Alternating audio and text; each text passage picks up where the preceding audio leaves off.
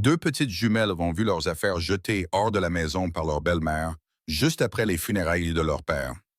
Par hasard, un millionnaire qui passait en voiture a arrêté sa voiture et son geste suivant a choqué toute la ville de Bozeman.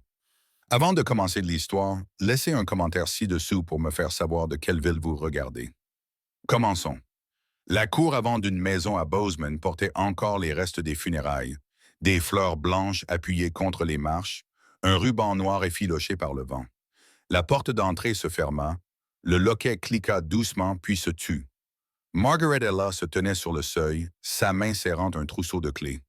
L'alliance à son doigt tapait contre le métal avec un bruit sec et froid. Son visage était maintenant sec de larmes, ne laissant que la dureté d'une décision préparée de longue date. Elle était la deuxième femme de Thomas Ellis, qui venait de mourir d'une crise cardiaque dans son bureau. Des années plus tôt, alors que Chloé et Claire n'avaient que 3 ans, leur mère biologique, Sarah, était morte dans un accident de voiture sur la route glacée de Gallatin.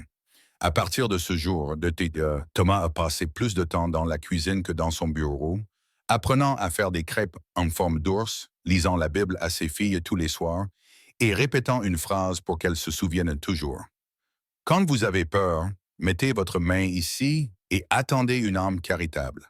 Et aujourd'hui, l'âme la plus charitable de leur vie avait quitté ce monde.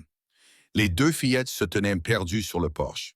Leurs robes noires étaient froissées d'avoir été assises trop longtemps à l'église, leurs ballerines tachées de boue. Toutes deux regardaient fixement la seule adulte qu'elles pouvaient encore appeler famille. Claire serrait une poupée décolorée, le souvenir que leur mère avait laissé avant de mourir. Chloé tenait la main de sa sœur si fort que ses jointures étaient rouges. Margaret ouvrit la porte, puis tourna le dos et entra. Le rythme aigu de ses talons résonna sur le parquet. Un instant plus tard, elle revint portant une boîte en carton. Les vêtements des filles, quelques livres de coloriage et une mince couverture se déversèrent sur le porche avec des bruits sourds. La poupée de Claire fut éjectée de ses bras, roulant sur la pelouse et ramassant une trace de terre humide. « Ramassez vos affaires, » dit Margaret d'une voix neutre. « Ne salissez pas mon porche. À partir de maintenant, cette maison est à moi. Vous n'avez pas le droit de rester ici. » Chloé parla la première. Sa voix était sèche, mais elle essayait de garder la courtoisie que son père lui avait enseignée. « Belle-mère, s'il vous plaît, laissez-nous rester. C'est aussi notre maison. » Margaret ne les regarda pas. Elle serra les clés plus fort, ses lèvres pressées en une ligne mince. « Sortez immédiatement. À partir de ce moment, cette maison n'est plus la vôtre. Ne me suivez plus d'un pas. » « Nous serons silencieuses, » murmura Chloé. « Je vais nettoyer la chambre. Nous ne dérangerons personne. Claire et moi avons juste besoin d'un toit pour nous abriter de la pluie et du soleil, s'il vous plaît. »« Je m'en fiche, » répondit Margaret, relevant le col de son manteau comme pour cacher toute trace d'émotion qui aurait pu transparaître. « J'ai ma propre vie. Vous deux sortez de ma maison tout de suite. » Claire se pencha pour ramasser sa poupée, ses mains tremblantes, les lèvres serrées pour ne pas pleurer. Elle leva les yeux vers la femme devant elle. « Belle-mère, nous ne savons pas où aller. »« Ce n'est pas mon problème, » répondit Margaret, « et n'osez plus jamais m'appeler maman. » Sa voix était froide et le regard dans ses yeux glaça les filles. Chloé ne put se retenir. Des larmes coulaient sur son visage. Elle tira la main de sa sœur et recula du porche, comme cédant le passage à une porte qui semblait prête à tout engloutir derrière elle. Les voisins regardaient derrière les clôtures. Une vieille femme tenait un plateau de biscuits qu'elle avait préparé pour les funérailles, mais n'osait pas s'avancer. Un homme baissa le bord de sa casquette. Personne ne parla. Personne ne frappa. Les yeux se croisèrent, puis se détournèrent. « Papa a dit que nous pouvions rester ici, » essaya Chloé à nouveau, sa voix incertaine. « Il nous l'a dit avant qu'il... » « Ne le mentionne pas, » la coupa Margaret. « Il est parti. Les papiers sont à moi maintenant. Sortez de ma vue. » La porte s'ouvrit grand.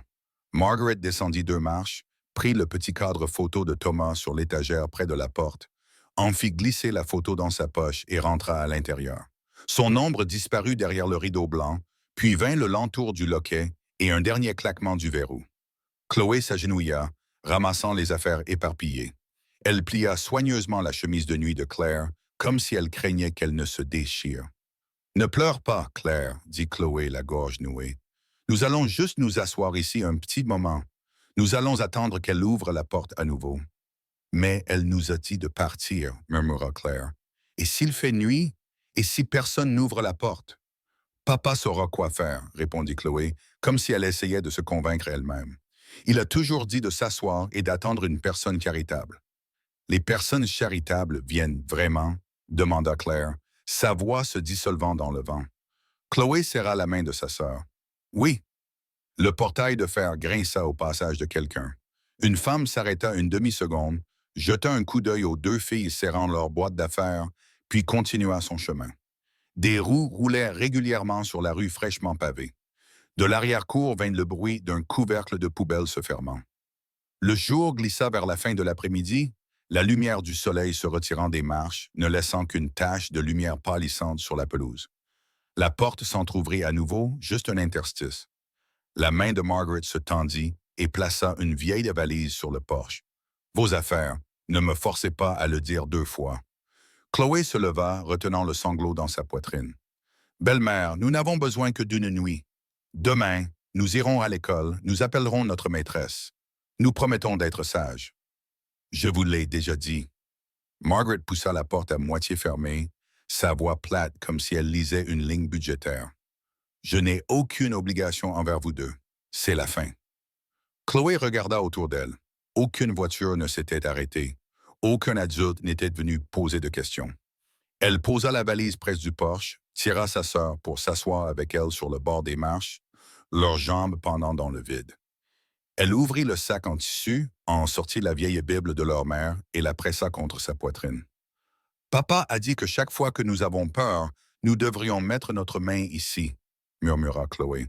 « Il a dit que ça arrêterait les tremblements. »« Est-ce que ça aide? » demanda Claire. « Un peu. » De l'intérieur vint le bruit étouffé de meubles déplacés. Peut-être Margaret réarrangeait-elle le salon, rangeait les cadres photos, remplaçait les nappes, cachant toute trace de l'homme qui venait de mourir. Tout se passait juste derrière la porte verrouillée. « Papa n'aurait pas aimé ça, » murmura Chloé, sans s'adresser à personne en particulier. « Il a toujours gardé la porte ouverte pour nous. » Claire regarda sa sœur. « Si quelqu'un demande, que dit-on? » Chloé répondit, chaque mot lent et prudent. « Nous disons que nous attendons une personne charitable. » Un doux bourdonnement de moteur s'éleva au loin, comme si la rue elle-même soupirait à la fin du jour. La dernière lumière du soleil brillait sur le capot d'une voiture de luxe alors qu'elle tournait. Elle s'arrêta juste devant le portail, ni pressée, ni hésitante. La porte s'ouvrit, un homme d'une soixantaine d'années en sortit. Il portait une chemise claire sous une veste sombre, ses mouvements réguliers et calmes. Son visage était profondément ridé par les années, mais son regard s'attarda un long moment sur les deux enfants accrochés l'une à l'autre sur les marches.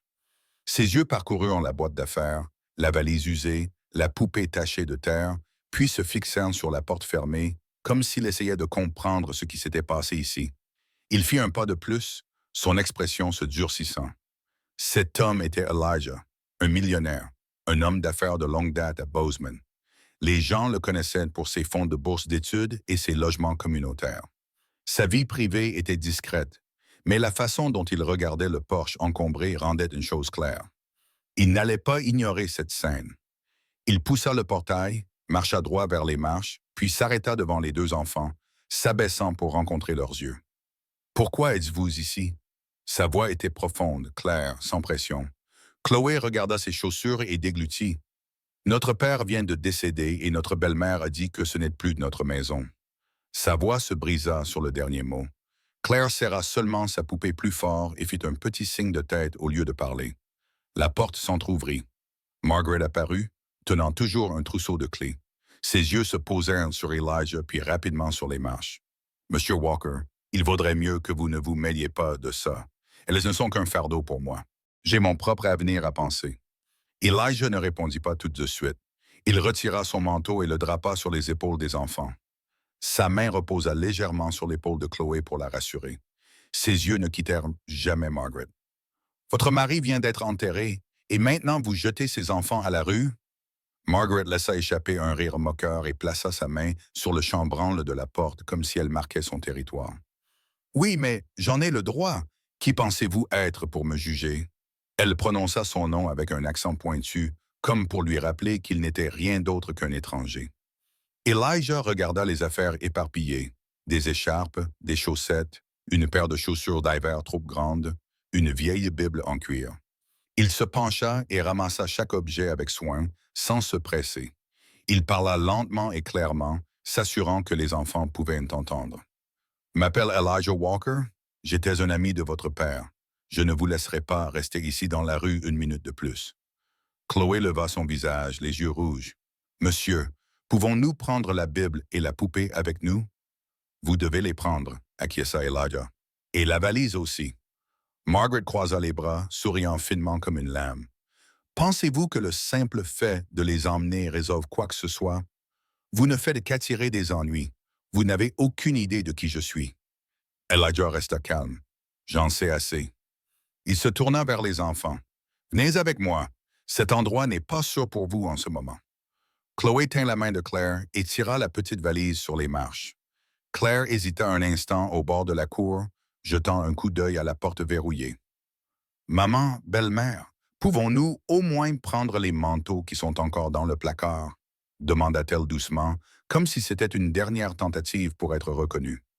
Margaret retroussa les lèvres. Non, tout dans cette maison m'appartient. Elijah plaça doucement sa main sur le dos de Claire, comme pour la stabiliser d'une chute invisible. Ce n'est rien. J'ai des manteaux chez moi. Pour l'instant, montez toutes les deux dans la voiture. Un voisin, debout derrière la clôture en bois, jeta un coup d'œil, ouvrit la bouche comme pour dire quelque chose, puis resta silencieux. L'homme qui promenait son chien plutôt revint, croisa le regard d'Elijah, s'arrêta une seconde, mais se contenta d'acquiescer avant de continuer. Personne n'intervint. Personne n'arrêta Margaret et personne n'arrêta Elijah au portail. Elijah ouvrit la portière, tira la ceinture de sécurité et souleva chaque fille dans son siège. Il ajusta les sangles avec soin, vérifiant le loquet. Vous pouvez laisser la poupée s'asseoir avec vous, mais la ceinture doit vous entourer, pas être lâche. Sa voix était basse, régulière et ferme, comme si elle donnait un rythme de respiration à deux petits cœurs affolés. Chloé hocha la tête. « Grand-père, où allons-nous? » »« Chez moi, près de Gallatin Creek. C'est calme là-bas, avec une cuisine chaleureuse. Ce soir, nous mangerons quelque chose de léger, puis nous nous reposerons. Demain, j'appellerai quelques adultes de confiance pour m'aider. » Elijah ferma la porte et se retourna vers le poche. Margaret s'appuyait contre l'encadrement, une main glissant dans sa poche. « Vous pensez que la charité fait de vous un saint? C'est une affaire de famille, vous dépassez les bornes. » Elijah resta calme. Il s'agit de deux enfants qui viennent de perdre leur père et je suis avec elles. Attention, Margaret baissa la voix, son sourire glacial. Ces enfants n'apportent que des ennuis aux autres. Je vous préviens juste. Elijah ne répondit pas à la menace. Il ramassa le dernier album photo, vérifia qu'il n'y avait pas d'éclat de verre parmi les affaires éparpillées, puis mit tout dans le coffre et le ferma proprement avant de monter dans la voiture. Il parla assez fort pour que la porte entende. « Demain, un avocat vous contactera. » Margaret rit. « Pensez-vous qu'il reste encore quelque chose pour me contacter? » Elijah ouvrit la portière du conducteur. « Je crois que oui. » Il monta, démarra le moteur, mais ne partit pas tout de suite. Il se pencha, regardant les deux petits visages dans le rétroviseur. « Vous allez bien, les filles? Allons-y. » La voiture roula lentement, tournant hors de l'allée. Dans le rétroviseur, le Porsche s'éloigna. Quelques affaires éparpillées se balançaient dans le vent. Chloé tourna la tête pour un dernier regard, puis se cala contre le siège, serrant la Bible contre sa poitrine. Claire plaça la poupée confortablement sur ses genoux, murmurant à personne en particulier « N'aie pas peur ». Sur le porche, Margaret regarda jusqu'à ce que la voiture disparaisse au coin de la rue. Elle tira le coin de sa bouche dans un léger sourire glacial, baissant la tête, elle murmura comme pour elle-même. Mais assez fort pour que la cour vide l'entende, « Quelqu'un les a emmenés. » La voiture tourna sur le chemin de gravier qui menait à la cour d'Elijah. Il arrêta le moteur et jeta un coup d'œil à l'arrière. « Il est temps de sortir. Faites attention sur les marches, elles sont glissantes, » dit-il lentement, ne voulant pas effrayer les deux enfants. Chloé hocha la tête, déboucla d'abord la ceinture de sa sœur, puis la sienne. Claire garda sa poupée serrée dans ses bras. Elijah porta la valise et appuya sur le verrou de la voiture.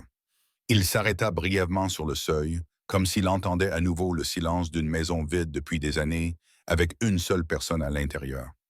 Même avec sa richesse, il vivait simplement, sans domestique, gardant tout propre de ses propres mains. Il se retourna, offrant un petit sourire. Entrez, les enfants. Enlevez vos chaussures si vous voulez. Vous êtes en sécurité ici. Les filles entrèrent légèrement. Chloé regarda autour d'elle comme si elle craignait de renverser quelque chose. Claire resta juste derrière sa sœur. Elijah posa la valise près de l'armoire et marcha droit vers la cuisine. Il alluma la cuisinière, posa une petite casserole et versa du lait. Ses mains bougeaient avec une répétition habituelle, mais son rythme cardiaque était différent. Il ouvrit la boîte à pain, sortit le pot de beurre de cacahuètes et l'étala sur des tranches de pain, les posant sur des assiettes. Lavez-vous les mains d'abord, dit-il, pointant l'évier dans le coin de la cuisine où il avait placé 2 serviettes propres. Chloé guida sa sœur jusqu'à l'évier. Frotte bien. Claire obéit en frottant ses petites mains, puis leva les yeux et demanda doucement. Pouvons-nous utiliser cette serviette, sœur? Chloé regarda Elijah, attendant sa réponse. Il hocha la tête. Oui, c'est pour vous. Le lait commença à fumer, envoyant une légère vapeur dorée. Elijah éteignit la cuisinière, le versa dans 2 tasses à anse et les plaça loin du bord de la table pour plus de sécurité. Il ajouta 2 petites assiettes et les fit glisser vers les enfants. Mangez, il n'y a pas besoin de se dépêcher. Les filles se tenaient près de la table, n'osant pas encore s'asseoir. Elijah tira une chaise, mais au lieu de s'asseoir, il s'agenouilla pour rencontrer leurs yeux au même niveau. Vous êtes en sécurité ici. Pensez à ceci comme à votre maison, du moins jusqu'à ce que nous trouvions un moyen d'avancer. Il marqua une pause, puis se corrigea gentiment. Jusqu'à ce que moi et vous, les enfants, trouvions un moyen d'avancer. Chloé jeta un coup d'œil à sa sœur. Claire plaça la poupée sur ses genoux et s'assit sur la chaise, le dos toujours droit. Êtes-vous notre grand-père? Demanda-t-elle d'une petite voix, comme si elle avait peur d'offenser un adulte. Elijah resta silencieux un instant, puis secoua légèrement la tête. Non, je ne suis qu'un vieil ami de votre père. Il posa sa main sur la table, sans les toucher, mais la gardant proche. Votre père était un homme bon. Je le respectais. Les 3 s'assirent en silence. Chloé but d'une gorgée de lait, posa la tasse doucement, ses 2 mains stabilisant sa base. Claire mordit dans un petit morceau de pain, mâchant lentement, son regard effrayé s'adoucissant. Elijah a pris le siège en face d'eux, observant le rythme de leur respiration. Il prit son téléphone et tapa un court message au Reverend Samuel Brooks. « J'ai ramené les filles chez moi en sécurité. Nous rappellerons. » Il passa devant le numéro de l'avocat Charles Whittaker, puis décida d'attendre le matin. « Grand-père, » Chloé le regarda droit dans les yeux. « Pouvons-nous rester ici ce soir? » Sa voix ne semblait plus sur le point de pleurer, elle ne portait que de l'espoir. Elijah hocha la tête. « Ce soir, vous restez ici, aussi longtemps que vous en aurez besoin. Je vais préparer des lits propres avec des couvertures chaudes. » Il se leva, ouvrit l'armoire et sortit 2 minces couvertures, les posant sur le canapé du salon. « Si vous ne voulez pas dormir seul, vous pouvez rester ici l'une à côté de l'autre. » Claire hésita à la porte du salon. « Grand-père, est-ce que nous vous dérangeons? »« Non, » répondit Elijah tout de suite. « Votre présence rend cette maison meilleure. » Il retourna à la cuisine pour nettoyer. Le bruit des assiettes était doux, pas fort. Quand il revint, il vit Chloé arranger les quelques affaires qu'elles avaient apportées, une paire de robes, un vieux pull, des chaussettes dépareillées. Du fond de sa valise, elle sortit une Bible en cuir usé. « C'est ma mère qui me l'a laissée avant de mourir, » dit Chloé comme une déclaration. « Je l'ai gardée longtemps. » Elijah la reçut, la tenant doucement comme si elle était vivante. La vieille couverture en cuir était douce dans ses mains, les bords des pages usés par les années. Il la lui rendit. « Garde-la. Pouvez-vous la tenir pour moi ce soir? » Chloé le regarda avec confiance, surprise par ses propres mots. « J'ai peur de la laisser tomber. » Elijah hocha la tête, pressant le livre contre sa poitrine. « Je vais le placer juste sur l'étagère près de la chaise.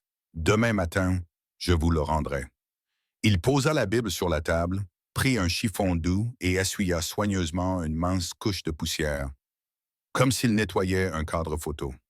La nuit tomba rapidement. Elijah tira les rideaux, verrouilla les portes avant et arrière et vérifia les verrous une fois de plus. Il étendit les couvertures sur le canapé et ajouta une courte pointe plus épaisse. Couchez-vous l'une près de l'autre pour rester au chaud. Il plaça un oreiller entre les deux filles comme une barrière sûre. Chloé tira la couverture jusqu'à la poitrine de sa sœur. Claire plaça sa poupée entre elles et murmura « D'orge au milieu pour tous garder ». Elijah éteignit la plupart des lumières, ne laissant qu'une lampe chaude dans le coin de la pièce. Il s'assit sur la chaise en face d'elle, sa main touchant inconsciemment la couverture de cuir de la Bible. Une ligne de couture sur la couverture intérieure ressortait dans une couleur différente, ne correspondant pas au reste. Il fronça les sourcils, penchant le livre sous la lumière. Le vieux bord en cuir était légèrement épais à un endroit, comme si quelque chose y avait été glissé. Elijah coupa le mince fil le long de la tranche de la Bible. La couverture en cuir se desserra et une mince enveloppe glissa dans sa main. Il jeta un coup d'œil aux deux petites filles qui s'étaient déjà endormies, puis ouvrit l'enveloppe juste là sur la table. À l'intérieur se trouvait une copie du Testament. La signature de Thomas Ellis était claire, avec la date et les signatures de deux témoins. Il resta assis en silence pendant un long moment. Son doigt toucha la dernière ligne et sa main trembla légèrement. « Thomas, croyais-tu vraiment que je pouvais prendre soin de tes filles ?» murmura-t-il, comme s'il parlait à quelqu'un qui n'était plus là. Il ferma le document, le glissa entre les couvertures rigides et le plaça à l'intérieur d'un tiroir verrouillé. Avant d'éteindre la lumière, il tira la couverture plus haut sur Chloé et Claire, s'arrêtant un instant à chaque petit front. « Dormez, demain, nous commencerons. » Le lendemain matin, après le petit déjeuner avec les filles, Elijah appela un taxi. Il avait rendez-vous avec l'avocat Charles Whitaker, l'avocat de la famille depuis de nombreuses années, un homme d'une cinquantaine d'années, connu pour être méticuleux et direct. Le bureau était petit, ordonné, avec la légère odeur de papier frais. Whitaker l'accueillit d'une poignée de main ferme. « Avez-vous apporté le document? » Elijah posa l'enveloppe sur le bureau. « Une copie du testament de Thomas. Je l'ai trouvé cousu à l'intérieur de la Bible des enfants. » Whitaker mit ses lunettes, lisant lentement, traçant chaque marque. Il vérifia les dates, vérifia les signatures des témoins, puis leva les yeux. « Si cela est rendu public, les filles détiendront tous les droits, mais Margaret se battra farouchement. Je recommande de faire des copies, d'en sceller une au tribunal du comté et de garder le lieu où se trouvent les enfants confidentiels pour l'instant. Avez-vous déjà des personnes de confiance pour vous aider? » Elijah hocha la tête. « Je vais demander au Reverend Samuel Brooks et au Dr. Grace Whitman. Je veux aussi que vous déposiez la pétition aujourd'hui. » « D'accord. » Whitaker hocha brièvement la tête. « J'enverrai un avis officiel au tribunal et fournirai une note d'information préliminaire au bureau du maire, juste pour éviter que toute désinformation ne se propage. » En quittant le bureau de l'avocat, Elijah emmena les filles à l'église de la ville.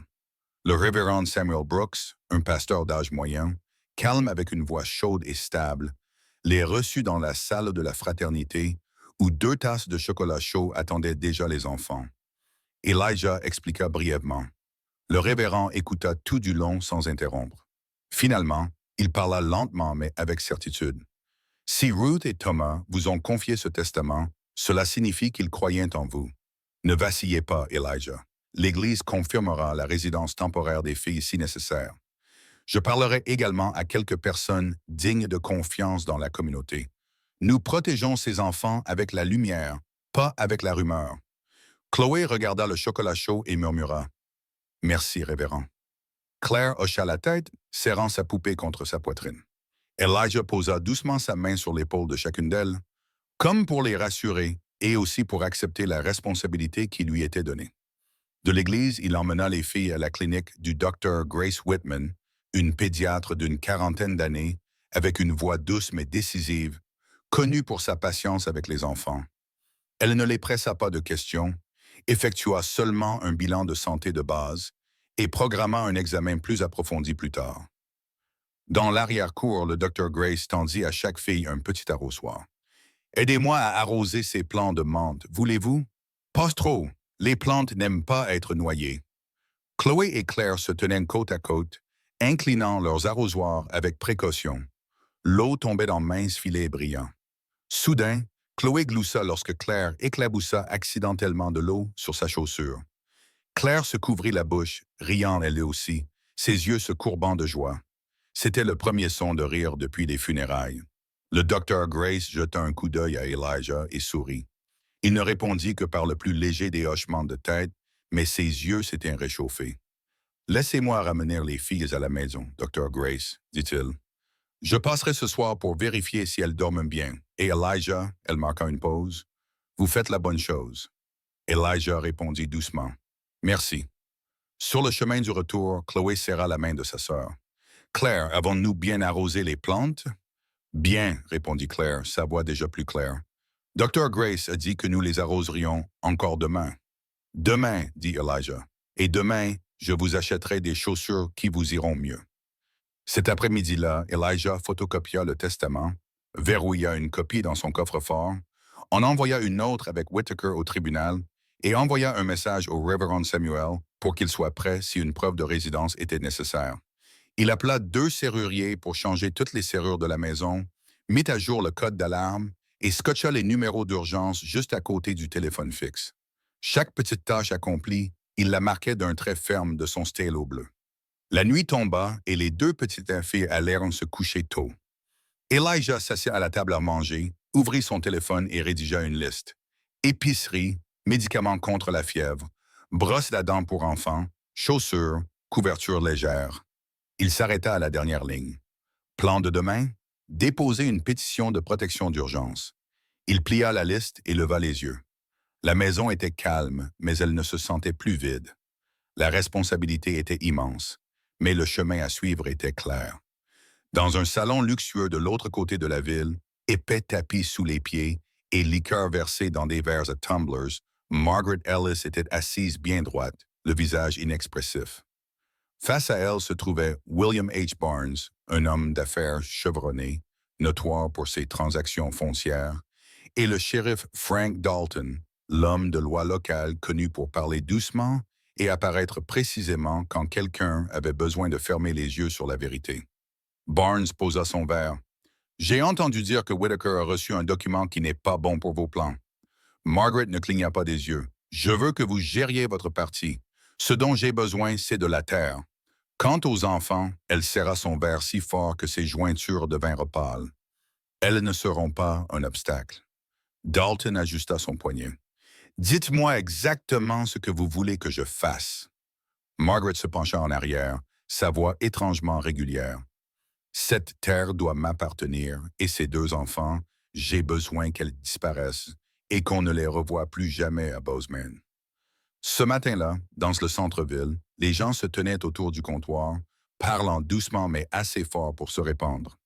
Margaret Ellis passa, offrant de faibles sourires à chaque connaissance, puis laissa tomber une phrase aussi tranchante qu'une aiguille. Ces 2 petites filles ne sont rien d'autre qu'un fardeau. Elles n'ont pas leur place dans la maison Ellis. Certains hochèrent la tête en signe d'accord, d'autres semblaient en mal à l'aise. Quelques-uns claquèrent leur langue avec sympathie, tandis que d'autres prenaient le parti de Margaret par peur du conflit. L'opinion publique se divisa en 2 courants, bien que personne n'osât le dire ouvertement. Elijah n'était pas là pour l'entendre. Il retourna à Gallatin Creek, ouvrit le portail et sortit 2 petits pots de plantes sur le porche. « Lequel préférez-vous, romarin ou lavande? » Il parla lentement, posant 2 petits arrosoirs sur les marches. Chloé choisit tout de suite. « J'aime cette odeur, » elle renifla, ses yeux s'illuminant. Claire suivit, inclinant l'arrosoir avec précaution, comme hier dans le jardin du docteur Grace. Elijah se tenait à proximité, mais ne tenait pas leurs mains, guidant seulement pas à pas. Arrosez jusqu'à ce que la terre devienne sombre. Ne la laissez pas déborder. Les filles tâtonnèrent au début, puis devinrent plus régulières. L'eau s'enfonça dans le sol, l'assombrissant. Chloé rit aux éclats lorsqu'un papillon passa devant sa main. Claire tira le bras de sa sœur et elles coururent jusqu'au bord de la cour, leurs cheveux se déliant. Elijah se tenait là à regarder, une main posée sur la balustrade, tremblant légèrement, mais dans ses yeux brillait comme si une lampe venait d'être allumée. À midi, il les conduisit jusqu'au ruisseau. Seulement jusqu'ici, il désigna une pierre plate assez large pour s'asseoir. « Asseyez-vous. Écoutons l'eau. » Chloé posa la Bible sur ses genoux. Claire serra sa poupée. Les 3 s'assirent tranquillement pendant quelques minutes, avec seulement le bruit de l'eau qui coule et leur respiration devenant régulière. « Grand-père, combien de temps pouvons-nous rester ici? Demanda Chloé la première, sans hésitation. Jusqu'à ce que vous sentiez que vous n'avez plus peur, répondit Elijah sans avoir besoin de réfléchir. Il se tourna vers elle, rencontrant son regard directement. Et plus longtemps, si j'en ai encore la force. Chloé hocha la tête, son visage se serrant avec le sérieux d'un adulte. Alors, nous vous aiderons avec le travail à la maison, ajouta Claire, petite mais ferme. Je peux faire la vaisselle? Elijah laissa échapper un rire tranquille. J'accepte. Il se leva le premier, offrant sa main à chacune d'elles. Maintenant, retournons déjeuner, puis reposons-nous un peu. Cet après-midi, j'ai besoin de voir l'avocat et vous resterez toutes les deux avec le Dr. Grace pendant un moment. Cet après-midi-là, le Dr. Grace s'arrêta comme promis, apportant des vitamines supplémentaires pour les enfants. Elle vérifia les nouvelles serrures de porte et hocha la tête avec approbation. Bien, maintenant le système d'alarme. Elijah l'a déjà installé. Il désigna le boîtier de commande près de la porte. Seules 3 personnes connaissent le code. Gardez l'habitude de l'allumer la nuit, leur rappela le Dr. Grace. Puis elle se pencha et toucha doucement le front de Chloé et Claire. N'oubliez pas de boire de l'eau chaude avant de vous coucher. Elijah la raccompagna à la porte. Merci, dit-il doucement. Je vous informerai une fois que Whittaker aura déposé tous les documents. Pendant ce temps, dans une autre pièce, Margaret était assise en face du shérif Frank Dalton. À côté d'elle se trouvaient 3 hommes qui venaient d'apparaître, chacun avec sa propre manière. Jack Turner, un chauffeur pour plusieurs grands propriétaires terriens, brusque mais grossier, mâchant toujours un cure-dent. Samuel Reed, un ancien mécanicien, silencieux, regardant souvent sa montre. Thomas Blake, mince et à la langue acérée, aimant faire des blagues quand personne ne voulait les entendre. Dalton parla d'un ton impérieux. Juste un avertissement. Pas de traces. Le but est de faire reculer Walker. Les 2 enfants doivent être sortis de là. Margaret croisa les bras, les yeux froids. Je ne veux pas les voir demain matin. Jack sourit. C'est facile. Samuel hocha la tête, n'ajoutant rien. Thomas laissa échapper un rire sec. Les enfants ont peur facilement. Dalton lança un regard à Thomas, baissant la voix. Ne sois pas stupide. Gardez ça propre. Gardez ça silencieux. Tard dans l'après-midi, Elijah appela l'avocat Whittaker. La copie Shelley est au tribunal. Je déposerai la demande de protection d'urgence demain matin, répondit Whittaker. Gardez les enfants à l'intérieur. Activez le système de sécurité. Appelez-moi si quelque chose d'étrange se produit. Elijah dit aux filles de se baigner tôt. Il prépara un dîner simple. Poisson poêlé, purée de pommes de terre, légumes cuits à la vapeur. Chloé termina sa portion. Claire mangea lentement, mais essaya. Ensuite, tous les 3 débarrassèrent la table ensemble. Elijah tendit à chaque fille une petite serviette. Essuyez dans une seule direction, instruisit-il. Oui, comme ça. La nuit, il vérifia chaque fenêtre et la porte d'entrée, glissa chaque verrou en place, entra le code sur le panneau de commande. Le voyant de sécurité devint vert. Il est temps de dormir. Il étendit à nouveau les couvertures dans le salon, car les filles avaient dit qu'elles voulaient dormir près du poêle pour la chaleur. Chloé plaça une Bible à côté de son oreiller. Claire posa sa poupée à côté d'elle. Elijah tira la couverture jusqu'à leur poitrine. Bonne nuit. Il s'assit à la table à manger, ouvrit son carnet, passa en revue la liste des choses à acheter le lendemain. Dehors, c'était calme. L'horloge au mur ticta calmement. Vers minuit, un léger clic retentit au bord de la fenêtre du bureau. Quelqu'un d'habile avait travaillé sur des serrures plus compliquées que celle-ci. Le système d'alarme ne s'alluma pas. L'alimentation de secours avait été coupée 10 minutes plus tôt au boîtier de fusible dans la cour, un détail auquel Elijah n'avait pas pensé. Une ombre se glissa, se déplaçant en chaussettes sans un bruit. 2 autres silhouettes attendaient sur les marches d'arrière, jetant des regards nerveux autour d'elle. Elijah se pencha en arrière sur sa chaise, les yeux à moitié fermés, pensant qu'il n'avait fait que s'assoupir un instant. Le claquement aigu de la vitre brisée arriva comme un avertissement trop tard. Il sursauta, se précipitant droit vers le salon. « Chloé! Claire! » Il n'y eut pas de réponse. La couverture était jetée de côté, les oreillers éparpillés sur le tapis. La petite fenêtre derrière le canapé était ouverte, le rideau bougeant légèrement. Elijah vit un morceau de papier sur l'oreiller, l'écriture irrégulière, l'encre encore humide. Il le ramassa, lisant, sa respiration s'accélérant et se retenant à la fois. C'est ma terre. Elijah serra le morceau de papier, son cœur battant, puis entendit soudain le faible bruit d'une respiration rapide derrière la porte de l'armoire de cuisine. Il jeta le papier sur la table et tira la poignée brusquement. Chloé était accroupie dans le petit espace, serrant Claire dans ses bras, la poupée coincée entre leurs genoux. Toutes deux tremblaient comme des feuilles. Elias s'agenouilla et les enveloppa complètement dans ses bras. « Tout va bien, je suis là. » Il sortit les filles et les vérifia rapidement. Aucune blessure, seulement la peur. Il appela le 911, puis composa directement le numéro du sergent Daniel Harris. Harris était un ancien soldat, maintenant conseiller en sécurité pour le département du shérif du comté et bénévole dans le programme de protection de l'enfance, connu pour sa discrétion et son franc-parler. 15 minutes plus tard, il arriva avec 2 agents de patrouille. Elijah lui tendit le papier. Ils ont coupé l'alimentation auxiliaire, forcé la fenêtre. Les filles ont réussi à se cacher. Harris le lut, le plia soigneusement et sa voix s'abaissa. Ce n'est pas seulement de l'intimidation, c'est une preuve de tentative de prise de contrôle. Il désigna la fenêtre cassée, puis fit signe aux techniciens de recueillir les empreintes. À partir de maintenant, maintenez le système de sécurité en marche sur l'alimentation de secours. Je ferai installer des caméras sur le porche et Elijah n'allez nulle part seul sans me prévenir. Elijah hocha la tête. Merci. Nous devons également informer votre avocat, continua Harris. Cela doit être enregistré ce soir. Elijah appela l'avocat Charles Whitaker. Après avoir écouté, Whitaker lui dit d'envoyer des photos de la scène et une copie de la note. Je déposerai une pétition pour une ordonnance de protection d'urgence dès la première heure demain matin. Ce soir, verrouillez la maison et gardez les filles dans une pièce intérieure. Je contacterai un banquier que je connais et tracerai le flux d'argent.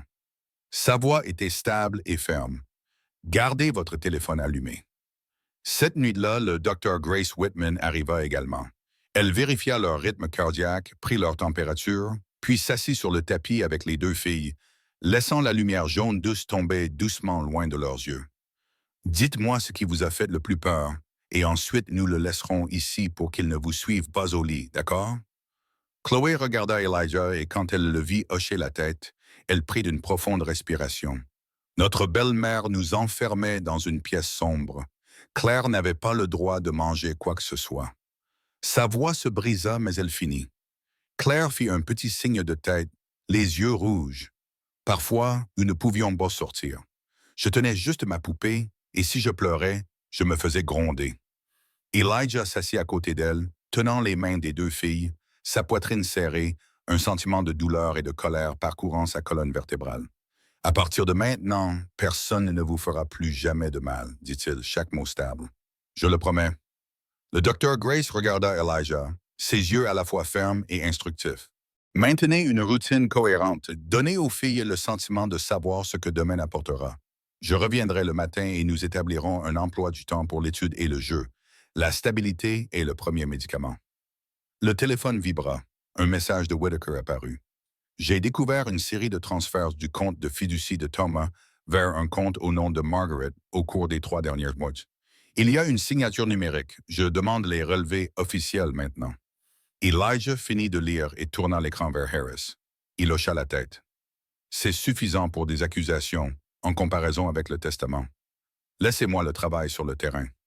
Harris demanda à 2 agents de prendre leur corps de garde au portail jusqu'au matin.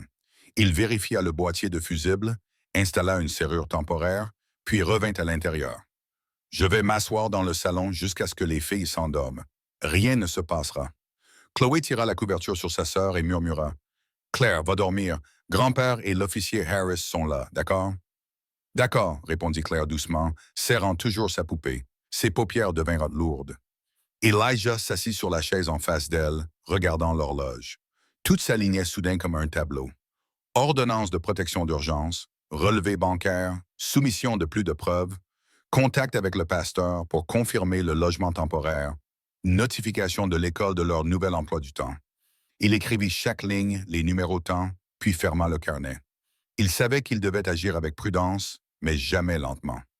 Vers minuit, une nouvelle notification arriva de Whitaker. L'employé de banque Jenna Moore a donné une confirmation préliminaire. Demain matin, elle signera comme témoin. Certains transferts sont passés par un compte intermédiaire lié à William H. Barnes. Elijah serra son stylo. Ce nom avait atterri exactement là où il devait être. Il y a des progrès. Il tendit le téléphone à Harris. Harris esquissa un mince sourire. Laissez-moi passer un appel. Mes hommes rendront visite à Barnes avant l'aube.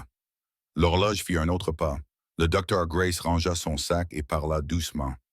Je m'en vais. Gardez ma voiture prête au cas où vous en auriez besoin. Elijah, essayez de dormir aussi. Vous aurez besoin d'un esprit clair le matin. Merci. Il la raccompagna à la porte, jeta un coup d'œil aux deux agents au portail qui hochèrent la tête en retour, puis verrouilla hermétiquement. La maison devint silencieuse. Seul le bourdonnement régulier du chauffage remplissait l'air. Elijah tamisa les lumières, s'assit près du canapé, adossant son dos au mur, une main reposant sur le bord de la couverture comme s'il marquait le temps avec la respiration des enfants. Juste au moment où il se levait pour vérifier les serrures une dernière fois, le grondement d'un moteur inconnu s'éleva à l'extérieur du portail. Les phares balayèrent une longue bande blanche sur le mur, puis s'éteignirent. Trois silhouettes sortirent, se déplaçant silencieusement comme des chats, le reflet du métal clignotant dans leurs mains sous le mince clair de lune. Le bruit du moteur de la voiture s'éteignit. La cour s'enfonça dans l'obscurité.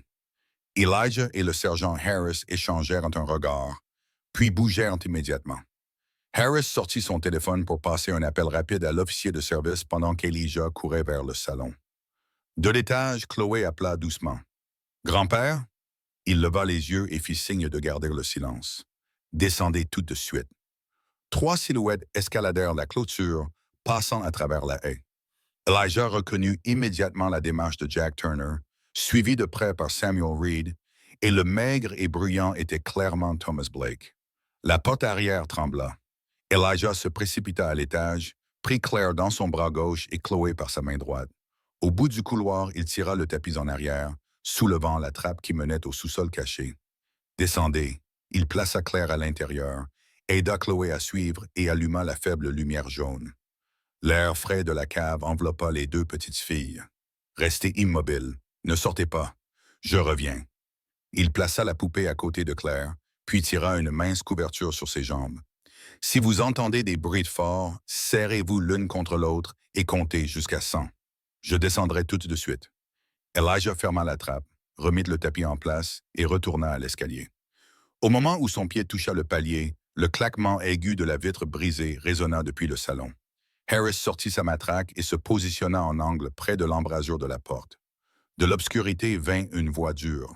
« Faites sortir les enfants, Walker, et on vous laissera tranquille. » Elijah attrapa un lourd gourdin en bois appuyé contre le mur, bois massif juste bien équilibré dans sa prise. Il se plaça à côté de Harris, sa voix basse mais ferme. « Vous n'allez pas poser la main sur elle. » Jack Turner passa par le cadre brisé, portant des gants et une casquette de baseball. « Vieil homme, ne rend pas ça difficile. » Samuel suivit de près, les yeux froids et calculateurs. Thomas Blake contourna largement, cherchant le loquet latéral. Harris intercepta le mouvement et donna un coup de pied sec, claquant la porte en arrière et forçant Thomas à reculer d'un demi-pas. Jack se lança le premier. Elijah balança son gourdin, interceptant le coup bas visant ses genoux. Le bois frappa l'avant-bras de Jack avec un claquement sec. Jack siffla, donnant un coup de coude. Elijah pivota, bloquant le coup, puis le repoussa dans le canapé. Samuel saisit l'occasion d'avancer, sa main glissant dans sa veste. Harris intervint, sa matraque clignotant latéralement, frappant son poignet. Un éclat métallique tomba sur le tapis. Thomas fonça sur le côté, essayant de sauter par-dessus la table basse pour se placer derrière Elijah. Elijah recula rapidement, enfonçant le gourdin directement dans sa poitrine. Thomas haleta, serrant ses côtes, titubant. « Reculez » marmonna Samuel, jetant un coup d'œil vers la cour. Au loin, des lumières rouges et bleues clignotaient. Jack grogna, jetant un morceau de sa veste au visage de Harris pour bloquer sa vision, puis s'enfuit par le cadre brisé. Harris arracha le tissu et poursuivit. « Stop !» Dehors, le gravier crissa sous les pieds en fuite. Des jurons fusèrent dans l'obscurité. Une sirène se rapprocha. Une voiture de patrouille s'arrêta en grinçant. Deux agents balancèrent des faisceaux de lampes de poche, se fixant sur 3 silhouettes se dispersant comme des chats de gouttière trempés. L'un sauta la clôture, laissant une mince trace de sang sur le bois. Un autre percuta la boîte aux lettres, s'arrachant la peau et laissant une trace de chair. Le dernier se précipita sur les marches d'arrière, piétinant la terre humide, imprimant une empreinte de chaussure complète. Harris se posta à la porte, haletant. Pas de poursuite dans le noir, sécuriser la maison d'abord. Il fit signe à l'équipe de patrouille de sceller le périmètre. Bond, scanner la scène, relever les empreintes, vérifier le boîtier d'alimentation auxiliaire. Cadenassez-le pour l'instant. Il transmet par radio sa voix brève et décisive. Gardez cette maison à partir de maintenant. Personne n'approche sans autorisation. Elijah posa le gourdin, essuya la sueur de son front, puis souleva la trappe. C'est sûr maintenant. Montez. Chloé grimpa la première, les yeux écarquillés par la tension mais stables. Claire serra sa poupée, serrant la main de sa sœur en sortant. « Grand-père, murmura-t-elle, allons-nous retourner à l'ancienne maison? » Elijah secoua la tête. « Non, c'est votre maison maintenant. » Il s'agenouilla à leur hauteur, posant une main sur chaque épaule. « Vous avez si bien tenu le coup, content, attendant. Je suis fier de vous. » Harris s'approcha, baissant la voix en parlant aux enfants. « Je m'appelle Daniel Harris. J'aurai des hommes postés devant la porte toute la nuit. Personne ne pourra entrer. » Il leva les yeux vers Elijah. « J'ai déjà informé Whittaker. Demain matin, nous déposerons une demande d'ordonnance de protection et des mandats d'arrêt pour les intrus. Les blessures et les preuves physiques sont suffisantes pour bâtir un dossier solide. » Elijah hocha la tête, son expression s'adoucissant, alors qu'il regardait les deux enfants qui avaient finalement cessé de trembler. Il versa de l'eau chaude, leur tendit à chacune une tasse, puis appela le docteur Grace pour lui faire savoir que tout le monde était en sécurité. Ses yeux se posèrent sur la porte vitrée brisée, les éclats scintillant sur le sol, comme un avertissement qui ne pouvait être ignoré. Mais il remarqua également les traces de boue, le tissu déchiré, les empreintes de mains, toutes les choses que la loi pouvait retenir. Il savait que la balance de la justice commençait à pencher. Dans la rue, le ruban de police s'étirait sur la zone. Les voitures de patrouille faisaient clignoter leurs lumières d'avertissement. 2 agents montaient la garde au portail, tandis qu'un troisième écrivait des descriptions. Harris parla à voix basse à ses collègues, puis revint à l'intérieur. « Verrouillez les portes de l'intérieur. Je vais m'asseoir dans le salon jusqu'au matin. » Elijah tira une couverture sur les 2 filles alors qu'elles se couchaient sur le canapé. « Dormez maintenant, » dit-il lentement et clairement, comme jetant un sort. « Je suis juste ici. » La nuit s'apaisa. La maison s'installa dans le rythme régulier de la respiration des enfants et des pas de la garde à l'extérieur. Elijah s'assit bien droit, les yeux fixés sur la porte rafistolée. Il serra son carnet de planification, tourna à une nouvelle page et écrivit la première ligne comme s'il faisait une promesse au matin. Ne pas reculer. À quelques kilomètres de là, dans une maison louée utilisée comme lieu de réunion temporaire, Margaret claqua son poing sur la table. Le verre de vin s'entrechoqua, renversant une traînée de rouge sur le bois. « Comment avez-vous pu laisser cela échouer? » cria-t-elle à William H. Barnes, l'homme aux cheveux d'argenté dans un costume parfaitement ajusté, ses yeux froids comme de l'acier. « S'ils survivent, je perds tout. » Barnes posa son verre sans scier. Au coin de sa bouche, un mince sourire apparut, tranchant comme une lame. Cet après-midi-là, la mairie ouvrit ses portes. Les sièges étaient remplis et les murmures cessèrent lorsque le maire Richard Coleman monta à la tribune.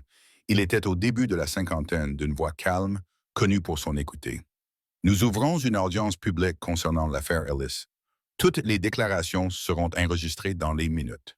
Il fit signe au révérend Samuel Brooks, l'invitant à commencer. Le révérend Brooks se leva, sa main posée sur un dossier. Aujourd'hui, nous sommes témoins de la vérité sur une famille qui a été trahie. Il regarda autour de la salle, puis fixa ses yeux sur Elijah et les 2 filles, assises près l'une de l'autre au premier rang. La vérité doit être dite pour protéger ceux qui sont les plus vulnérables. L'avocat Charles Whittaker s'approcha de la tribune et ouvrit sa maillette. Il ne perdit pas de mots. Ceci est une copie du testament de Thomas Ellis. 2 témoins l'ont confirmé. Le sceau est valide. Le contenu. Toute la maison et le terrain appartiennent à ses filles, Chloé et Claire Ellis. Il brandit une autre pile de papier.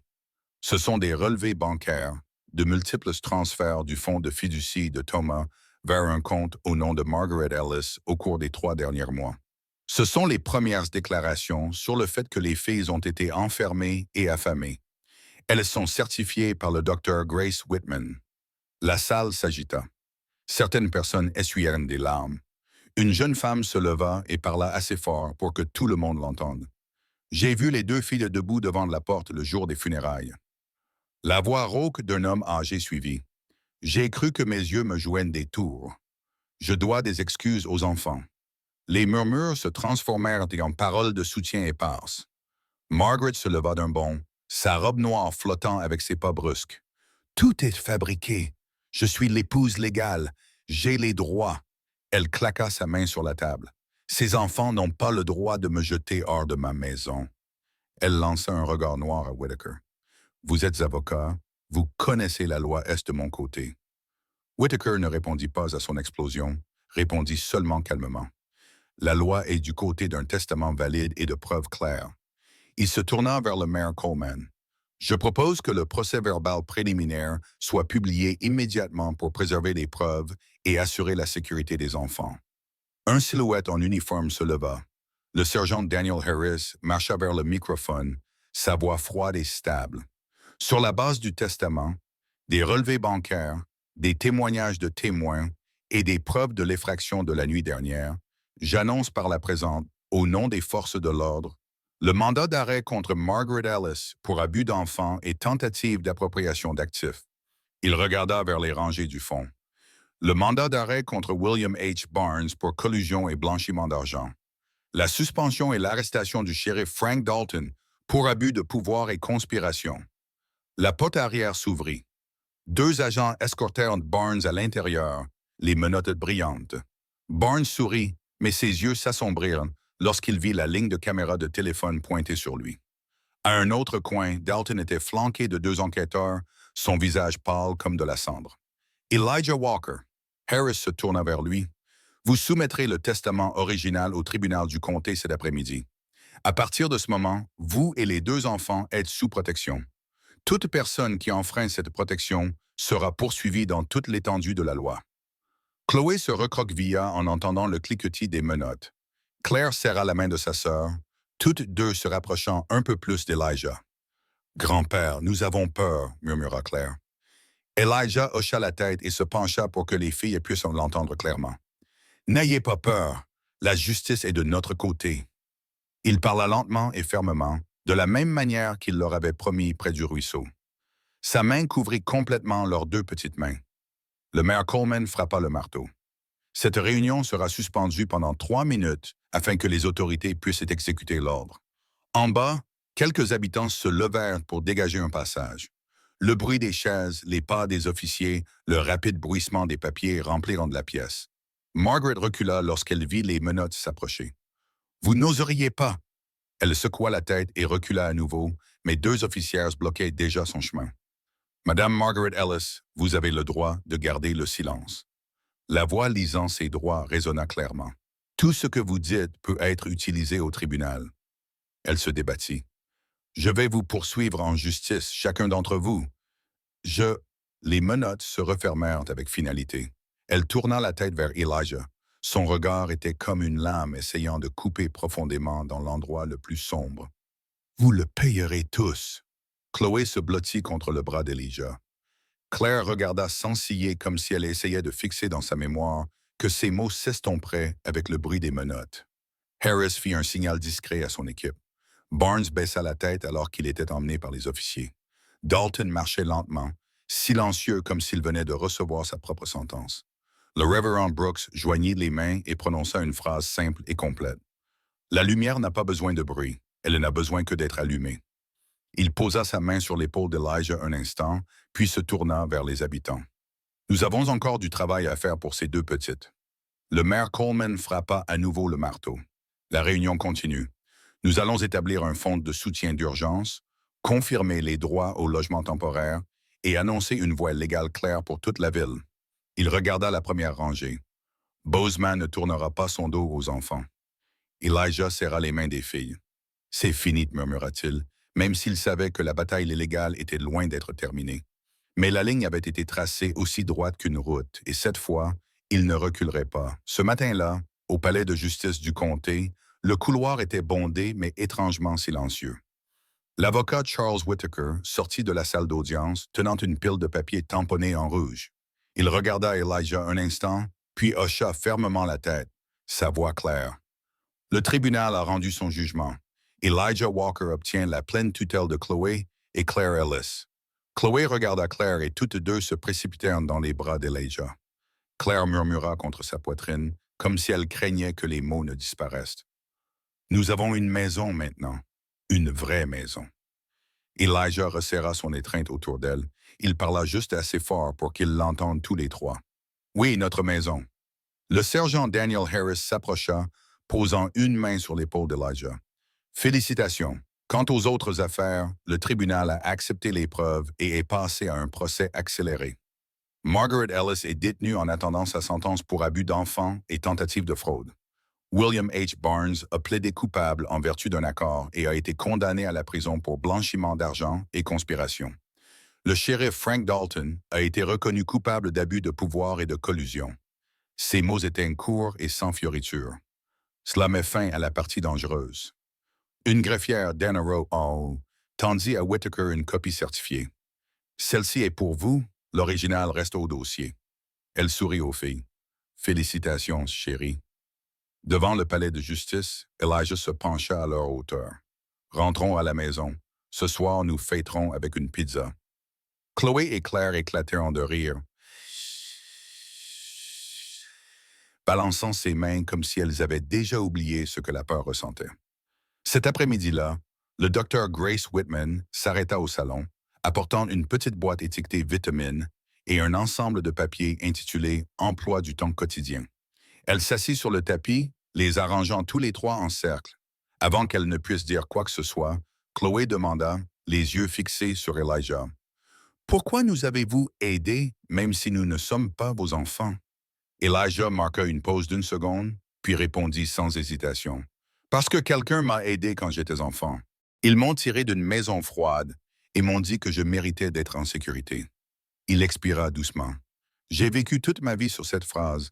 Je ne veux plus jamais voir un autre enfant abandonné. » Chloé ne dit rien de plus, pencha seulement sa tête contre lui. Claire toucha doucement son poignet, comme pour vérifier si ses mots étaient réels. Le docteur Grace écrivit tranquillement une nouvelle note sur l'emploi du temps, heure du compte avant de dormir. Elle hocha la tête à Elijah. « C'est suffisant. 5 minutes chaque nuit, juste assez pour calmer un petit cœur. » La nouvelle se répandit rapidement. Ce soir-là, la sonnette retentit encore et encore, mais jamais avec du bruit. Le voisin de gauche apporta un plateau de lasagne. « Je n'ai pas osé intervenir ce jour-là. Je suis désolé et félicitations à vous deux. » Le commerçant plaça un sac avec de nouveaux manteaux sur la chaise. « Ceux-ci sont pour vous. Le temps se rafraîchit. » Un jeune couple tendit un kit d'art encore emballé. « Nous avons entendu par la maîtresse que les filles aiment les couleurs. » Quelqu'un glissa une carte sans nom. « Bozeman vous souhaite la bienvenue. » Emily Carter, l'institutrice de l'école primaire, arriva un peu plus tard. Elle s'assit dans le fauteuil et ouvrit le carnet d'inscription. « Monsieur Elijah, j'ai préparé les fournitures scolaires de Bayla et les formulaires d'inscription. Les filles peuvent commencer lundi dans une petite classe avec seulement quelques élèves. Le matin, je les rencontrerai juste au portail. » Elle se tourna vers les enfants. « À l'école, nous avons un coin lecture et une plante dont nous nous occupons à tour de rôle. Aimez-vous ça? »« Oui, » répondit Chloé rapidement. Claire hocha la tête, tremblant juste un peu de joie. Emily sourit. « Alors, je vous verrai lundi matin. » Elijah raccompagna tout le monde à la porte. Avant de partir, le Reverend Brooks s'arrêta également et offrit une seule phrase simple et complète. « Dormez bien, demain sera le premier jour ordinaire. » Cette nuit-là fut paisible. Les filles s'endormirent après que Elijah leur eut raconté une courte histoire sur le jardin de menthe de Miss Grace et le nouveau plan de lavande. Il resta éveillé un peu plus longtemps à écrire dans son carnet. Emploi du temps du matin. Petit déjeuner, école, arroser les plantes. Dans l'après-midi, il posa son stylo lorsqu'il sentit sa poitrine s'alléger, comme s'il venait de déposer un fardeau qu'il portait depuis bien trop longtemps. Vers minuit, alors qu'Elijah verrouillait le verrou pour la dernière fois, Un bruit faible vint de juste contre le chambranle de la porte. Ce n'étaient pas des pas, c'était seulement le bruit du papier frottant contre le bois. Il ouvrit la porte et regarda sur le porche. Personne n'était là. Sur le paillasson gisait une enveloppe blanche, sans nom, sans sceau. Elijah la ramassa, ferma la porte et se tint sous la lumière. Il ouvrit l'enveloppe. À l'intérieur, il n'y avait qu'une seule feuille de papier dactylographiée, une seule ligne, les mots aussi nets et froids que si aucune main humaine ne les avait écrits. Le passé de Thomas n'a jamais été aussi simple que vous le croyez. Elijah relut la ligne. La pièce qu'il venait de commencer à poser tremblait en lui. Il plia le papier, le verrouilla dans le tiroir et, avant de quitter la cuisine, regarda les deux enfants endormis, puis jeta un coup d'œil au tiroir de temps en temps, comme pour se promettre qu'il ne le toucherait qu'au matin. Pour l'instant, son devoir était de garder cette maison silencieuse jusqu'à l'aube. Le lendemain matin, Elijah porta l'enveloppe au bureau de l'avocat Charles Whittaker. Il plaça la lettre sur le bureau et parla brièvement.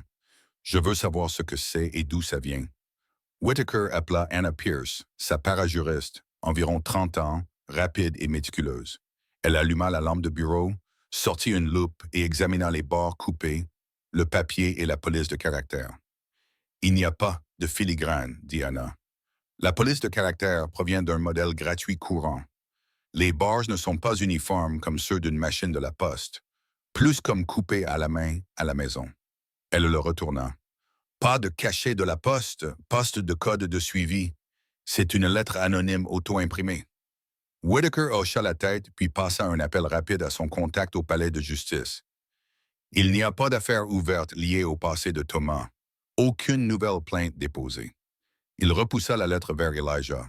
« Ce n'est rien de plus que le côté de Margaret qui tente une dernière fois de semer le doute.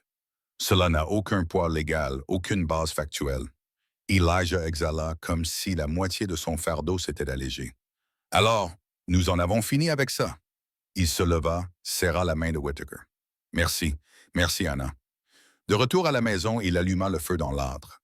Chloé et Claire s'assirent sur le tapis, levant les yeux vers lui. Elijah ouvrit l'enveloppe, en sortit la feuille, la tint un instant, puis la posa dans la flamme. Le papier s'enroula, noircit et s'effrita en cendres. Il parla lentement pour que les filles puissent entendre chaque mot. « Nous n'avons pas besoin du passé pour continuer à vivre. » Chloé murmura. « Grand-père, allons-nous quelque part aujourd'hui? »« Bien sûr, sourit Elijah. Je vous emmène toutes les deux à Paradise Valley. » La route s'ouvrit largement dans la vallée. Elijah arrêta la voiture près d'un lit de ruisseau asséché et sortit du coffre un jeune plant qu'il avait préparé avec une petite pelle, de la ficelle et une cruche d'eau. « C'est un boulot, dit-il. Il pousse vite, aime le vent et murmure magnifiquement. » Les trois travaillèrent ensemble. Elijah creusa le sol, Chloé tint l'arbre, Claire se tenait prête avec la cruche d'eau. « C'est le moment, dit-il. » Chloé abaissa la motte de racines dans le trou. Claire versa l'eau lentement pour que la terre embrasse la base. Elijah remplit le trou, pressa fermement la terre autour des bords et attacha le tronc à un piquet. Le vent se leva et les nouvelles feuilles scintillèrent. Chloé recula, sa voix vive. « Ce sera l'arbre de notre famille. » Claire s'accroupit, plaça sa vieille poupée à côté du tronc et tourna le visage de la poupée vers le ruisseau. « Pour qu'elle puisse veiller sur nous, grand-père. » Elijah regarda les deux filles, son cœur s'adoucissant avec le rythme du vent. « Très bien, dit-il, elle veillera. » Cet après-midi-là, le révérend Samuel Brooks s'arrêta. Il portait un manteau épais, portant un panier de produits de boulangerie. « J'ai entendu dire qu'il y a un nouvel arbre à Paradise, sourit-il, sa voix chaleureuse. « Alors, vous trois venez de planter un jalon. » Elijah versa du thé et l'invita à s'asseoir sur le porche. Le révérend regarda les deux filles esquisser l'arbre sur du papier frais. Il baissa la voix, parlant doucement. « Vous avez rendu leur lumière à ces enfants, Elijah. » Elijah marqua une pause, puis secoua la tête, ses yeux toujours sur les deux petites têtes. « Non, elles m'ont rendu la lumière. La lumière. » Le révérend hocha la tête sans argumenter. « Ce dimanche, nous organiserons une bénédiction pour cette nouvelle famille. Après cela, je demanderai au conseil paroissial de soutenir un cours d'art le week-end pour elles deux. » Il regarda Elijah. « La lumière a besoin d'être nourrie. »« Je suis d'accord, » répondit Elijah. Il rentra à l'intérieur, revint avec 3 gobelets en papier et versa du lait pour les enfants. Faites une pause. Faisons un toast. Chloé et Claire accoururent. Pour l'arbre, dit Chloé. Pour la famille, ajouta Claire. Pour les deux. Elijah leva sa tasse et la tapota légèrement contre la leur. À la fin de la journée, ils retournèrent au bord du ruisseau pour verser un peu plus d'eau. Le bouleau nouvellement planté se tenait droit, ses feuilles tremblant comme s'il apprenait à parler avec le vent. Chloé tira la main de Claire pour s'asseoir sur l'herbe, pointant les noms qu'elle venait d'écrire au crayon sur le piquet en bois. Chloé, Claire, Elijah. 3 noms suffisent, grand-père? Assez, dit Elijah, et il y aura beaucoup plus de souvenirs ajoutés. Avant de quitter la vallée, le révérend Brooks joignit les mains et dit une prière brève et naturelle. Que ce lieu garde la paix pour ses enfants et pour l'homme qui a choisi de rester. Il serra fermement la main d'Elijah, puis se dirigea vers sa voiture. Cette nuit-là, sur le porche, le vent portait le parfum de l'herbe fraîche. Elijah étendit une couverture et s'assit entre les deux filles. Chloé posa sa tête sur ses genoux. Claire se pencha contre son épaule. « Grand-père, murmura Claire, l'arbre va-t-il grandir d'ici demain? » « Pas beaucoup, sourit Elijah, mais assez pour que nous le remarquions. » Chloé ferma les yeux.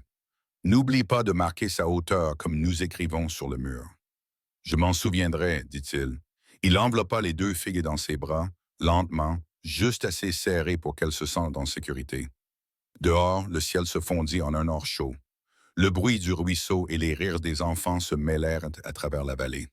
Le nom de la nouvelle famille resta gravé sur le piquet en bois à côté de la vieille poupée, montant la garde sur le bouleau qui venait de prendre racine. Du lieu de la perte, une nouvelle famille était renaissante. L'histoire se termine, mais ses échos demeurent longtemps. Là où il y a de la douleur, si nous sommes patients et gentils, un foyer peut encore grandir. Elijah n'était pas un sauveur Superman. Il était juste un homme ordinaire qui a choisi de s'arrêter, d'ouvrir sa porte et de prendre ses responsabilités. À partir de cette petite décision, 2 enfants ont retrouvé leur enfance et la communauté a appris à se tenir du côté de la vérité. Le message est clair. Les méchants sont finalement punis par la loi et la conscience, tandis que les bons sont récompensés par la paix et une nouvelle famille. Je veux vous demander si vous étiez un voisin qui a été témoin des 2 petites filles chassées de leur maison. Qu'auriez-vous fait? Quel moment vous a le plus ému? Le testament caché dans la Bible ou les mots « N'ayez pas peur, la justice est de notre côté ». Selon vous, qu'est-ce qui aide un enfant à surmonter la peur plus rapidement? Une routine quotidienne stable ou un câlin opportun? Et dans nos propres communautés, quels arbres doivent être plantés aujourd'hui pour protéger les enfants vulnérables? Je veux aussi vous demander sincèrement, est-ce que vous allez bien récemment? Comment sont votre sommeil, vos repas, votre respiration? Sont-ils réguliers? Si cette histoire a remué quelque chose en vous, accordez-vous quelques minutes pour faire une pause. Prenez une profonde respiration et buvez de l'eau. Ici, vous êtes en sécurité pour exprimer vos émotions et raconter votre propre histoire. Veuillez partager vos réflexions dans les commentaires. Avez-vous déjà été témoin d'un acte de gentillesse qui a changé le cours de la vie de quelqu'un? Je lis tout et je chéris chaque mot que vous partagez. Si vous trouvez cette histoire significative, vous pouvez l'envoyer à quelqu'un qui pourrait avoir besoin d'espoir aujourd'hui. Merci d'être ici et retrouvons-nous dans la prochaine histoire de guérison.